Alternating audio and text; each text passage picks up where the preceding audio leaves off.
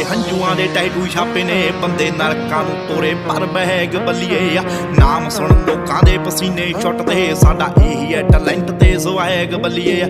ਅੱਖਾਂ ਥੱਲੇ ਹੰਝੂਆਂ ਦੇ ਟੈਟੂ ਛਾਪੇ ਨੇ ਬੰਦੇ ਨਰਕਾਂ ਨੂੰ ਤੋਰੇ ਪਰ ਬਹਿਗ ਬੱਲੀਏ ਆ ਨਾਮ ਸੁਣ ਲੋਕਾਂ ਦੇ ਪਸੀਨੇ ਛੁੱਟਦੇ ਸਾਡਾ ਇਹੀ ਹੈ ਟੈਲੈਂਟ ਤੇ ਸਵੈਗ ਬੱਲੀਏ ਆ